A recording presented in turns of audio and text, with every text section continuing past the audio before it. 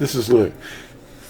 The name of this video is Fast, and it refers to not eating is what it refers to, but it's a special day of the year in the calendar of Yahuwah, and it's called Yom Kippur, the Day of Atonement. It's the 10th day of the 7th month of his year, not the Roman year. The fast is called Yom Kippur, and it's confirmed that the first Natsarim observed all the festivals in the appointed times of Yahuwah. Because the book of Acts was written at least 32 years. It was written by Luke to Theophilus. At least 32 years after Yahusha ascended. So it isn't like they were suddenly doing without the old accustomed orders. You know, they weren't picking up eggs and trees and ornaments and all that. That came later. That's all adopted from fertility festivals of the pagans. But in Deuteronomy and the BYNV, we have a record here of the predicted disobedience that we find ourselves in now. And we're being taught all these things by our teachers. I'm going to read a little bit from Deuteronomy chapter 4, and I encourage you to read the whole thing, but we're going to pick up here after we've done all these horrible things. He's going to scatter us. Picking up in verse 27 of Deuteronomy 4, "And Yahuwah shall scatter you among the peoples, and you shall be left few in number among the Gentiles, where Yahuwah drives you. And there you shall serve mighty ones, the work of men's hands, wood, stone, which neither see nor hear nor eat nor smell. But from there you shall seek Yahuwah, your Elohim, and shall find, when you shall search for him with all your heart and with all your being. In your distress, when all these words shall come upon you in the latter Yomim, in the latter days," that's where we are, "all these words will come upon you.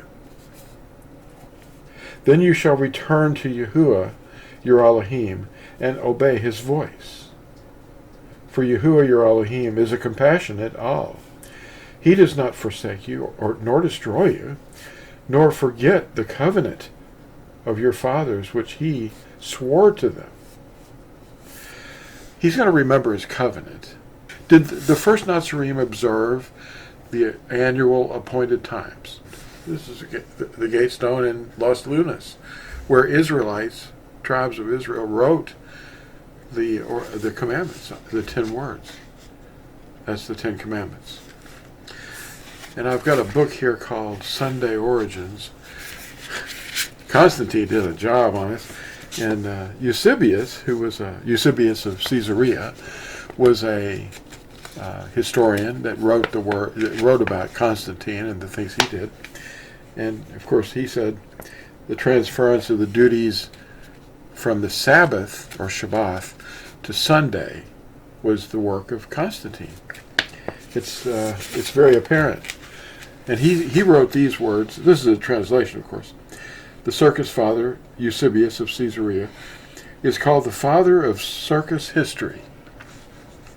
Just substitute the word church with circus. I'm having fun. "And he recorded the words of Emperor Constantine. In his book, Ecclesiastical History, he recorded pre-Nicene events," that's before the Nicene Council, "as well as post-Nicene." He lived on both sides.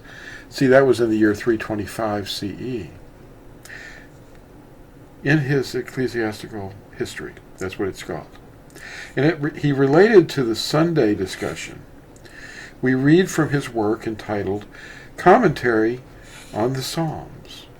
Quote, "All things whatsoever that it was duty to do on the Shabbat," the 7th day, "these we have transferred to the Lord's Day." That's what they call Sunday. Wow. So Yahusha, though, says it conflicts with what Constantine did. Yahushua himself at Matthew 24, verse 20 says, "And pray that your flight does not take place in winter or on the Sabbath, the Shabbat." Okay, well, that's Matthew 24:20. And in this section, Yahushua added, "Blessed is that servant whom his master, having come, shall find so doing." Doing what? Resting on Sunday? That can't be. He's talking to his disciples, the first Natsarim, about the end times. Not some idea that Constantine came up with centuries later that the whole world seems to follow. The day of the sun? That was what the edict was. The Edict of Constantine was in honor of Sol Invictus. Who's that? His deity, Apollo. Maybe I can find a picture of them walking together on a coin. They're not really on the coin, they're just pictured. Constantine. So anyway, the idea of the fast, we're not talking about going fast. We're talking about not eating in this particular case. There's one of the 7 festivals, or they're not really feasts. All of them are not, but they're appointed times. The 10th day of the 7th month is referred to as the Shabbat of Shabbats. It is a Sabbath. You do no work, and you don't eat, but you can drink water. That'll help. As you deteriorate your fat, because you're going to quickly burn out the food content in your bowels and your stomach, and then you're going to start burning fat, and that releases toxins. Hello, it's headache time. I remember, I've been doing this a lot of years, and you go from evening to evening, as it says in Uikra or Leviticus chapter 23. On this particular fast, you don't eat, and you'll start burning fat, and you'll release toxins, because that's where the toxins are, in your fat cells. So you're going to feel sick after a little while, after maybe, 15 to 18 hours after you stop eating. The fast is on what they call Yom Kippur. Say that, Yom Kippur. That's not really how it sounds, but it's Yom Kippur. It means the day of the covering. And the word fast, and the object of it, is our being. That the word fast means to not eat and to put pressure on your being, your life force, if you want to call it that. Not the Hindu idea, though. It's your nefesh. That's the Hebrew word. There's severe willpower involved here. You have to. Your body's going to say, "Feed me," and you're going to go, "No, I'm not feeding you. You're going to have to just deal with this," and you deal with it. And you just drink a little water, and that'll help move some of the toxins. But you're not really taking any food content in. So, but the Book of Acts explains some things about Yom Kippur. Well, not Yom Kippur only, but the festivals that Natsarim were observing for 32 years after Yahushua ascended. The Natsarim were on the earth, running around teaching the Gentiles things, and Paul was one of the apostles, emissary, to the Gentiles. And he wandered around with Luke, his fellow traveler, and they were going from place to place, and I've got a little spot here in the BYNV that we'll read. Oh, look, here's a little thing showing the festivals. Here, let's turn this light on. Maybe you can see it better. Hey, look at that. There's the festivals. And the red one is Passover, Pesach. Second one is matzah. That's unleavened bread. For 7 days we just keep, bread out of our house unless it's flatbread, crackers, And then the third one is Bikurim. That's the resurrection. And then we have the central one, which is green. That's Shabuoth. That means weeks. Weeks? Oops, that's upside down. Shabuoth, weeks. That's a plural ending. Shabua is week, 7 days. And then Shabuoth is weeks. That's the 50th day after Bikurim. It's always on the first day of the week. And the last three is Yom Teruah and Yom Kippur, the fast, and Sukkoth, tents. There they are. And this is what we're going to be talking about so that you'll understand this, because Christian pastors are not aware of this. They may learn some of this in seminary and then they forget it quickly because they don't really have any interest in it, because they think this is the Old Testament and it's done away. No, it's not. These are unfulfilled. Yom Teruah is the day of the shout, the last trump. And Yom Kippur and Sukkoth, they're yet to be fulfilled. And that doesn't mean ended. But I wanted to read a little bit from chapter 20 of the book of Acts, which was written like 32 years after the ascension of Yahusha. So they're still doing it.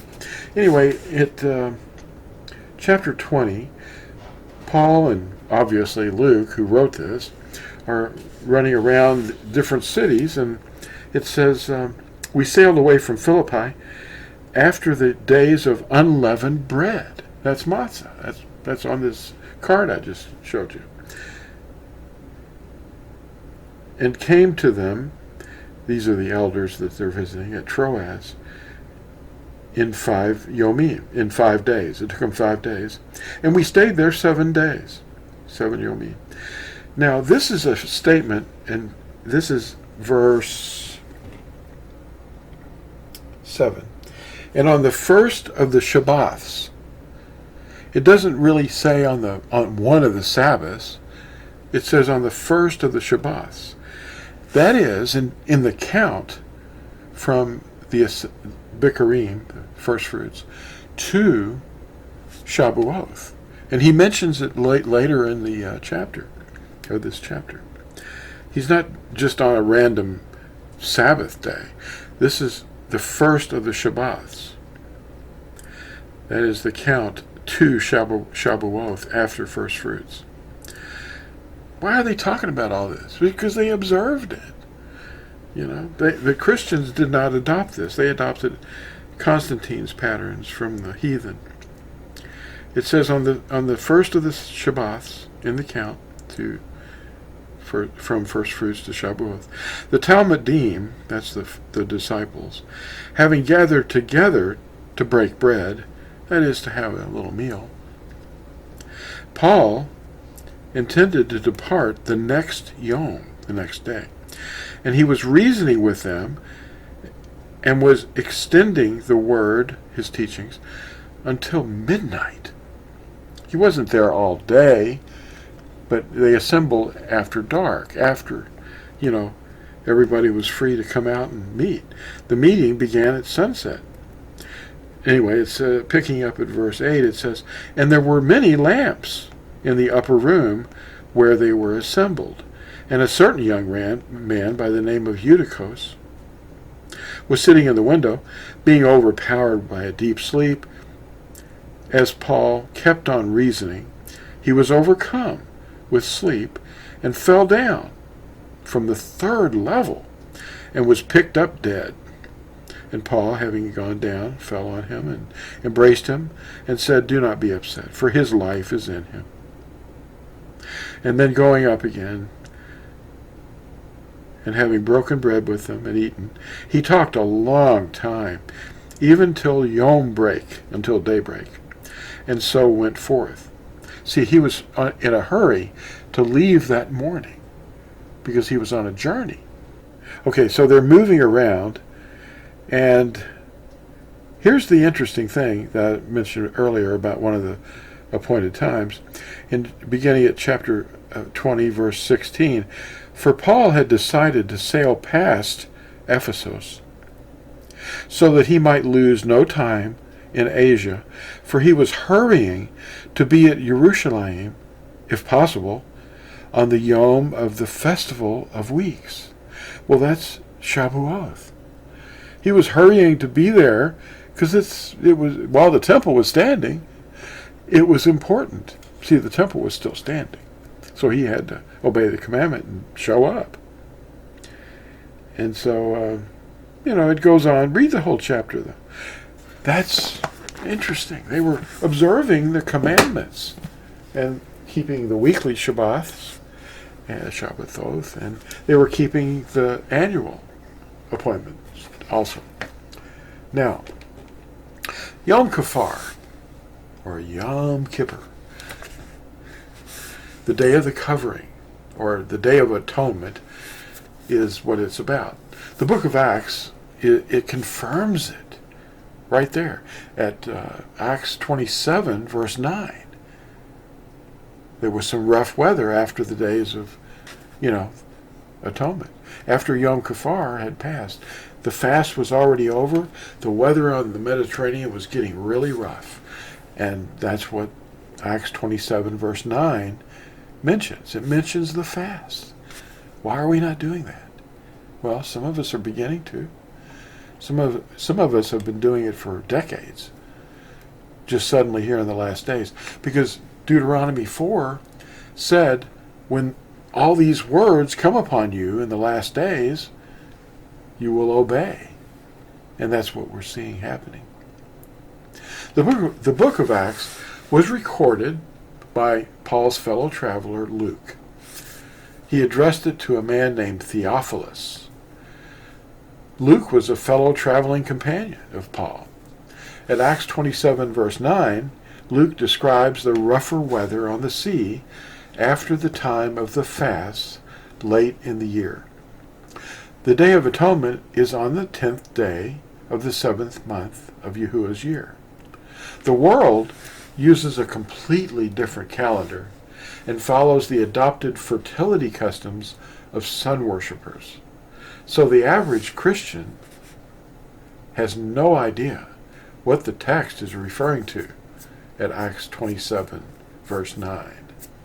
Luke's record in the book of Acts was assembled about 32 years after Yahushua ascended, and his mentioning of this appointed observance clearly indicates the day of the fast was still carefully watched over by the Natsarim, Yahushua's first followers.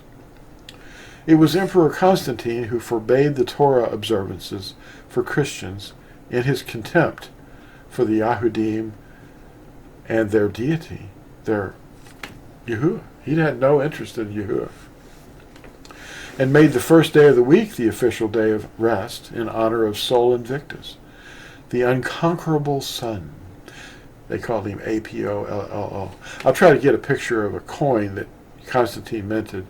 Following next, he's walking next to Apollo, the one with the sun spears on his head.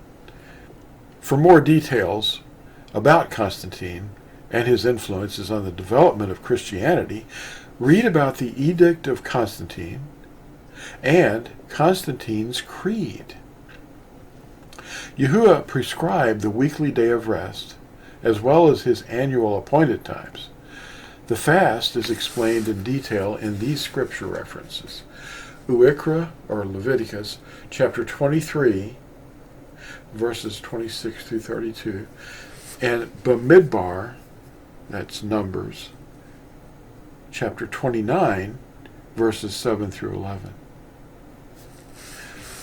They received these commandments in the wilderness. In the context of the Day of Atonement, on the 10th day of the 7th month, there are two words that are critical to our understanding.